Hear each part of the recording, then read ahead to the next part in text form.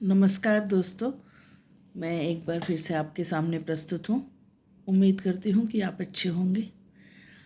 दोस्तों, आज हम बात करेंगे एक ऐसे शब्द के बारे में या ऐसे भाव के बारे में जो रोज़ प्रतिदिन के जीवन में हमारे सामने आता है। धन्यवाद। धन्यवाद जो हम रोज़ बोलते हैं, सुनते हैं, एक दूसरे को प्रेषित करते हैं।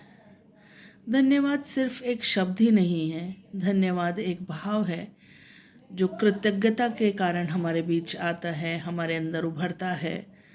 कोई हमें मदद प्रदान करता है तो उसके प्रति हमारे अंदर धन्यवाद का भाव आता है, हम कृतज्ञता से भर जाते हैं। तब अनायास ही हमारे मुंह से धन्यवाद, थैंक यू, शुक्रिया ऐसे शब्द निकलते हैं।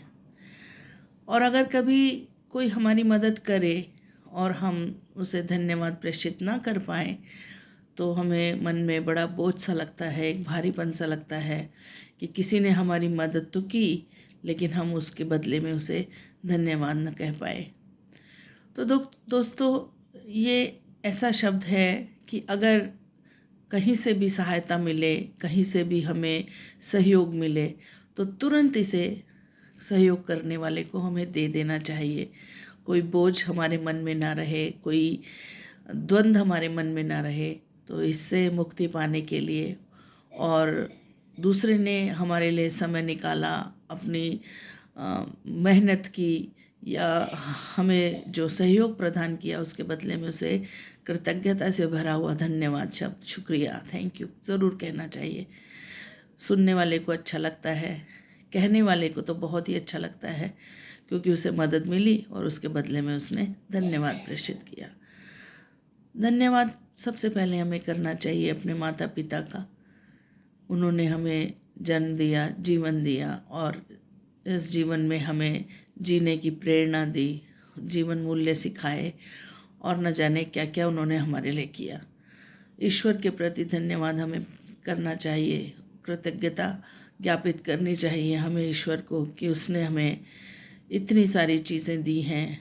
निश्चित ही वो दिखाई नहीं देता लेकिन उसके अनेकों अनेकों हाथ किसी न किसी रूप में हमें सहयोग प्रदान करते रहते हैं। ईश्वर को हमें धन्यवाद ज्ञापित करना चाहिए, रोज़ ना हो सके तो जब भी याद आए तभी। और हमारे दोस्तों को, परिवार वालों को, जो भी कोई जाना अनजाना हमें मदद प्रदान करता है उसे ज़रूर धन्यवाद हमें कहना चाहिए। और हमें अपने छोटे बच्चों को भी ये सिखाना चाहिए कि जो भी कोई हमारी मदद करे, हमें सहयोग प्रदान करे तो उसे धन्यवाद अवश्य कहें। न केवल जीवित लोगों को, प्राणियों को, मनुष्य को, अपने साथियों को हम धन्यवाद ज्ञापित करें, बल्कि जो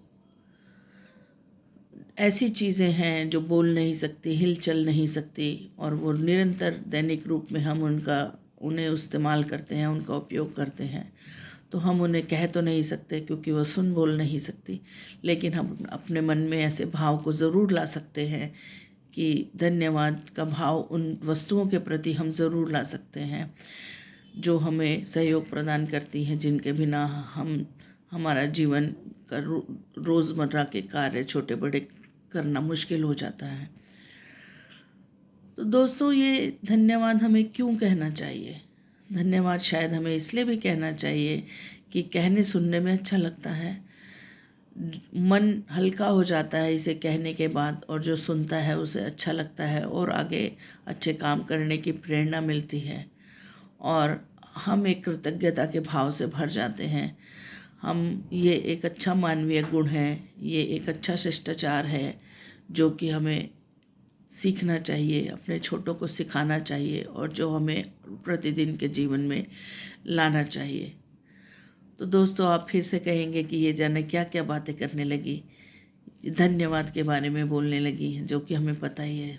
मैं मानती हूँ दोस्तों, निश्चित रूप से आपको पता है और आप इसका इस्तेमाल भी करते हैं, लेकिन कभी कभी हम भूल जाते हैं, कभी कभी हमारे ध्यान से बातें उतर जाती हैं।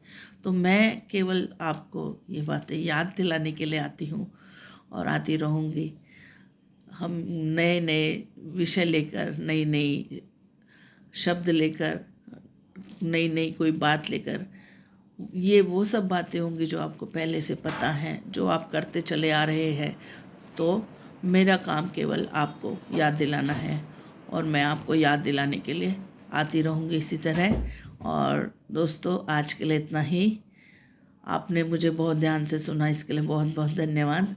और फिर नए विषय को लेकर मैं आपके सामने प्रस्तुत होंगी। तब तक के लिए धन्यवाद। नमस्कार।